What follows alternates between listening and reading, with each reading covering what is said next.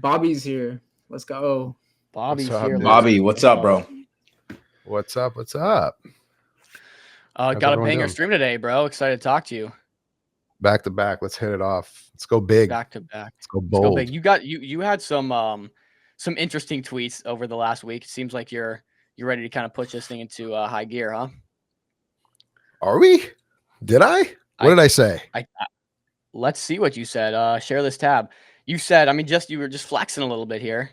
Let me pull it up. You said, ladies and gentlemen, I've raised over $250 million for my companies over the past 15 years. Raising is thrilling, exhausting, and pretty exclusive, but nothing is You purer could than call that having a a liquid flex, asset. or you could just call that the truth. That's just I was just stating facts. You were just stating facts, but He's keeping it 100. Tweeting. Keeping it a buck, man. We love that's I think what we can respect about Bobby. He keeps it a stack all the time. But you wanna? We can just jump into it. You want to just start by covering this this tweet you had talking about the next steps for DUPE and where you guys are headed. Yeah, I think this tweet kind of says a lot. The thing that like we're very interested in, and the thing we're leaning into is like, and the more that we're kind of talking to brands, I spent a considerable amount of time with Fortune 100 brands at this point with DUPE, is these brands understand that a lot of shopping behavior is going to LLMs. They're seeing it. Like, these are brands that spend billions of dollars across Meta, TikTok, Google. They invest in SEO. They do all this work, and they're just getting eaten alive with CPM, CPAs, and now with SEO just like not really working as well for them. Their traffic from Google has just been taking a hit, and they're seeing LLMs kind of come into the fray and do more legwork to help users find products. And we saw big announcements this week. Was it this week? Yeah, I think on Monday, right? From OpenAI and Shop and Stripe, all kind of doubling down on the thesis that we've presented, that we've been working on for a while. And like, none of this stuff is accidental, guys. Like, we talk to leaders at these companies. We know the stuff that they're working on. We get to kind of see where the puck is going, which is why we can be, more. We don't have to prognosticate. Let's just put it that way.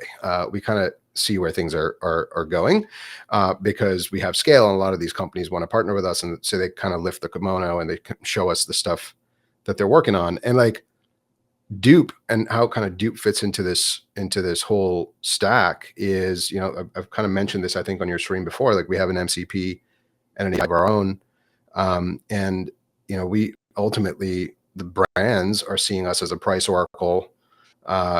These LLMs will see us as a price oracle, because what they know is like, all right, someone wants, a blue denim jacket, but they're not necessarily they don't necessarily have like the next level understanding of like, okay, is this the same jacket as this other jacket? Are they priced competitively or differently? Like, is one pumping their margin more than the other? So let's prioritize this other one that's more likely to sell, or more likely to be bought by the user. And so that, that's like a really big opportunity. And that's the thing that our product has done a really good job of for the last year and a half. And that's kind of like what this post is talking about, is like all of these LLMs are going to need like a Bloomberg terminal type pricing oracle that surface the best deals, the best products, similar products, that help the customer buy. So yeah, I don't know if that answers your question, but that was kind of like what this is pointing to. No, that's sick. And you guys, you're launching in the App Store here pretty soon, right? I don't think a lot of people know about your initiative there, like your plans. You have a big rollout coming. Maybe you want to talk on that? Yeah, we have a huge. Our job in November is to dethrone ChatGPT in the App Store. I've made this claim internally in our company that this is going to happen. We're going to force the outcome. It's going to happen, and I believe it's going to happen.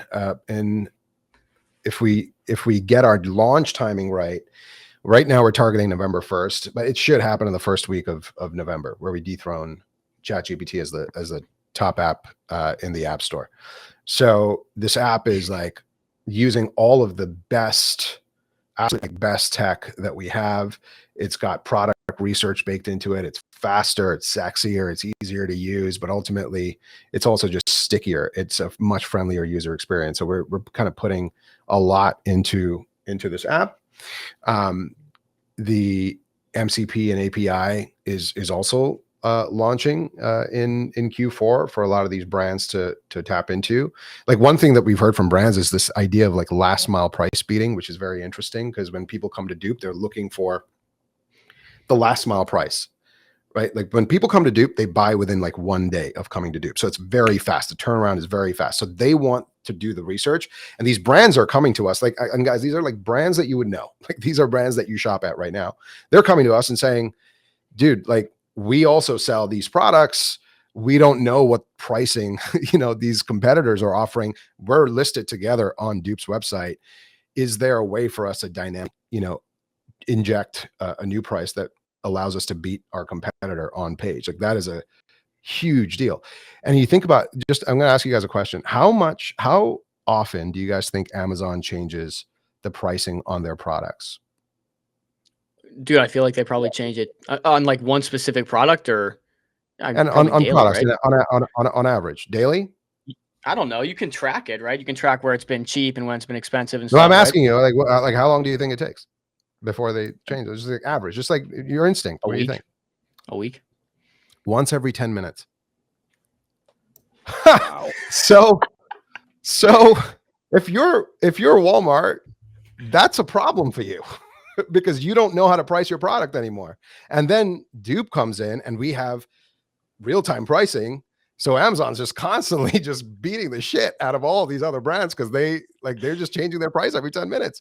And so now these brands understand, okay, like, can we also dynamically do this? And Dupe is seeing all these prices. We're sitting in your UI in this generative marketplace where millions of people are seeing our products next to our competitors. We can beat our competitors' products, but we don't today because we don't know how they're pricing, because we don't know, and we don't know what else these users are buying on these sites, right? Like, except for our own. And so this is the kind of stuff now that this is the stuff I'm like excited to roll out, because brands have been talking to us about this stuff for months, that they've been wanting this stuff. So are you building this pricing oracle? Yeah. I mean, it's I mean, just to be clear, like we have it, like that's what we use. That's how our product functions. But this MCP and API allows us to roll it out to anyone out there to use it. And they'll be able to monetize the links, because remember, we have affiliate links on all this stuff. So if you, Dinero Dom, go build a shopping app and you want to MCP into Dupe, and your AI chatbot inside of your app is now leveraging Dupe's infra, anytime a user clicks links inside of your app, you're making money without you doing any work, just because we've already done all that work. And so yeah. now you're in those conversations where you have these companies coming to you, like, you can just plug this in and they can instantly start benefiting from this oracle, price oracle and stuff. Yeah.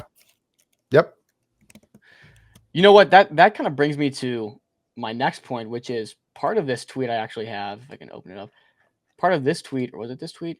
Was this person that quote tweeted. He said, "Hello, 12 million raised from VC, 17 million users, and $88 million of sold products. If you see this and you miss Dupe, y'all are blind." I think he has a good point. I think most people actually miss this. I remember the first run up Dupe had, people were like, "Oh, it's the furniture company."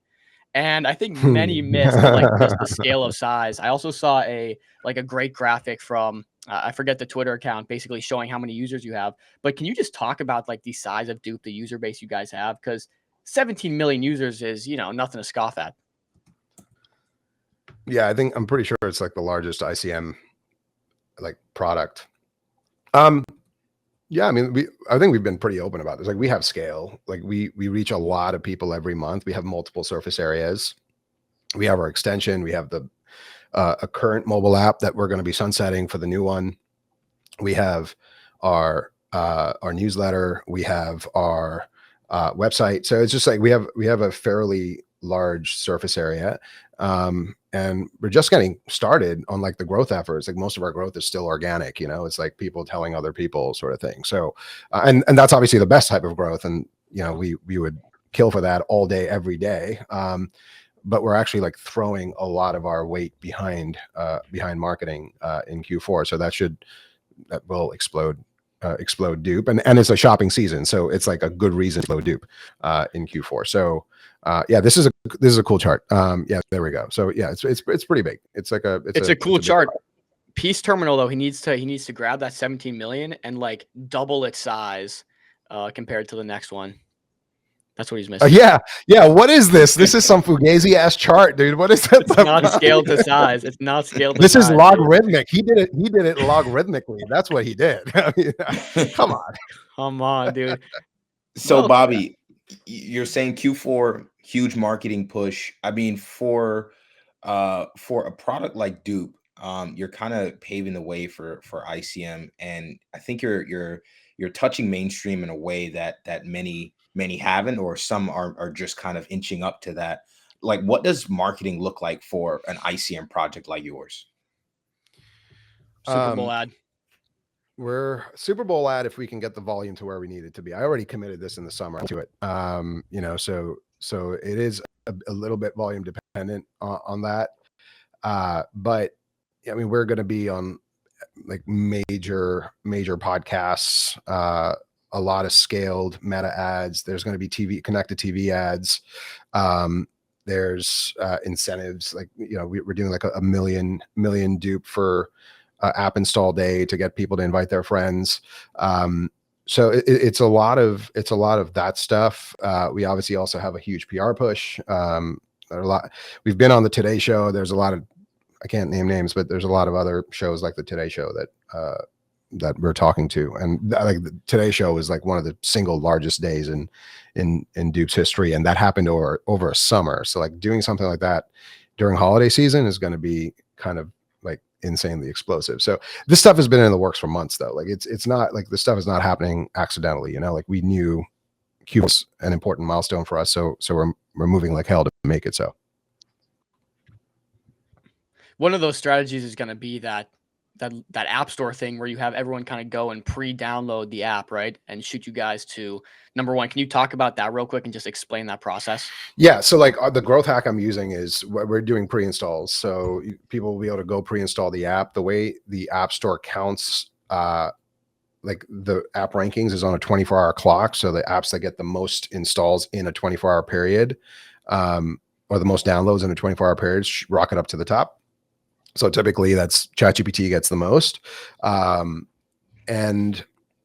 our job is to get more pre-installs than ChatGPT does for that single day download event. And then the halo effect of that is the discoverability of DUPE just goes through the roof. So you have just a halo effect of hundreds of thousands of people downloading your app just because like you rocket it up to the top of the app store, right? So I don't think this gets leveraged enough. Like people are very quick to rush out and put their app up. But if you do it correctly, and like growth hacking's kind of something that I know, but if you do it correctly, like you can really make the most of launch day. So that's how we're doing. Does that make sense? Yeah, no, I think that's a great breakdown. I understood it, but I wanted you to explain it again because you talked about it on our podcast, and I thought that was a pretty brilliant strategy. So super cool, man. You guys got a lot of big stuff in the works. Any alpha you want to spill? How much percentage are you guys up to for accumulations? I know you guys kind of bottom ticked your own chart there. You've been looking good since. We are at 22.5%, maybe at this point. 22.5, maybe coming up on 23. USD terms, what does that look like? Flushing into the chart. Well, let's see. I mean, I guess I don't know. I mean, I really don't know off the top of my head, but I can log into our treasury and see what our treasury is valued at right now. Stand by. While you do You've that, deployed several $1 million, right? Yeah. $3.4 million plus another 56K plus another 48K plus another 28. I don't know, like 3.5 million Going crazy. is like the value of the treasury right now, and we probably deployed like 2.5. You've been bottom ticking a lot of these charts. You bottom ticked yours, launch coins.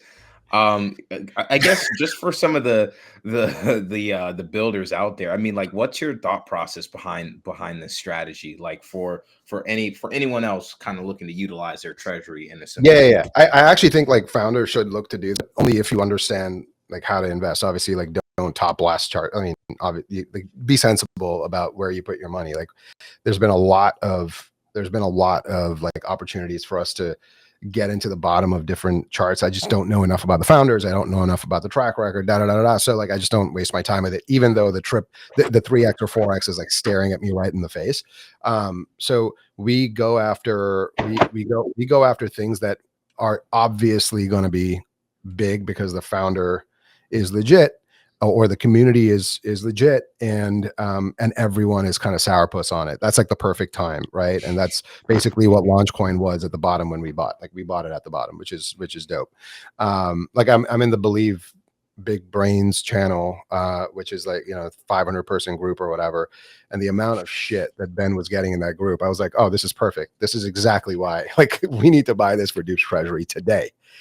Which is why we had the Deal Daddy rally. The Deal Daddy rally gave it a 55% boost up, and now it's what 120% from where it was when we bought it. And we've done this for many other companies, and we'll continue to do it. The reason we're doing it, quite simply, is because we're not going to sell Dupe, but we can sell these other coins. So you need to find leverage, right? Like you need to make the most out of your treasury. We're not going to hold Launchcoin forever. We're not going to hold Startup forever. We're not going to hold, all these like other coins that we own. We own PQ. We own, there's like two others. I don't know that I'm ready to talk about them yet, but we own two others. So we're still buying those up a little bit, that we think will just do really well. So, but we're not going to hold those forever. Dupe, we're going to hold. So we're not going to touch it. But these other ones are going to give us ammo. They'll multiply our money so that we can buy Dupe. That's how we think about it. There you go, bro. There you go. I want to hear your input on this. The last time we heard from Ben was a podcast with you. We haven't really seen him out here publicly recently. When can we expect more podcasts with Ben? What's going on there? I don't know, dude. I don't know when Ben is doing a podcast. But I know the flywheel is like, it's there. It's like imminent, and it's going to be shipping here pretty soon. So, they obviously dropped their teaser video intimating that. So I think Ben is like fully focused on that, which he should be, because that's like I think that's pretty much like the only thing ICM cares about right now. Flywheel. Yeah. Hey, the Belief's been picking up the whole eco. Yeah, the whole eco's been going off, man. And your chart, like we said earlier, you bottom ticked that. But I'm just happy to see all this payoff, Bobby. I'm thinking back to when you were first on the stream months ago, and you had the vision. Obviously, just as a founder, you planned for all these things to happen. But it's just amazing to see where you guys were when we first started, versus to where we are now, with the SEC. In the direction that the regulatory landscape here in the U.S. is moving. So proud of you, man. Thank you. Yeah. What do you guys think about what's happening with the SEC? Like, what do you think is the next move that the SEC is going to make? Prognosticate. That's a good question. They're moving fast to bring. It seems like they're moving fast to bring markets on chain. I don't know. I think they want some of these publicly traded companies on chain first, and then we can probably transition to more private companies and the degenerate stuff that we like to trade over here. So what do you think? We're inching closer and closer to literal, what Believe's vision is, like real companies launching on chain. Like, I mean, we do it here in our little small echo chamber, but I think that. By the way, can I just say something? Okay, you guys are like the biggest Ponzi I've ever seen. Now I've noticed what your game is, and it's really. I mean this in like the most positive way. MCG? Not, just like this whole little cabal that's on this call right now. Y'all bring in like the fucking you buy the coins before you bring them onto the show, and you fucking bullpost them, and then you ride it to the top, and then you put out a tweet saying, "See, game is game." Then you guys put out fucking tweets saying, "See, I told you this was going to go up." Then I don't know if you're selling at the top or not. Hey, man, we have receipts. You're reinforcing that anytime we talk about a coin, you should buy this show. Bobby, this we called your show- chart at 7 mil recently or 6 mil. 4. Live You on actually- 4 mil, and it's now 14 mil. So that theory doesn't hold any water. And we're dumping whatsoever. all of our bags right Yeah, now. we're As we're sending streaming it back with you. to 4 mil, baby. Skill I love issue. Skill issue. Yeah, No, I no, love it. Bobby's cracked the code for real. we love that. That was funny. though. I know. I think. I saw this happen with like the last 3 things that you guys talked about. I was like, wow, these guys. I'm tempted to just buy anything you talk about because I know you're gonna force the fucking outcome. You know, Yeah, like, MCG has just but I been don't. mobbing recently. You should. You should. Hey, You product see stock that for guy that, bro. right there? That's the alpha. It's not Dupe.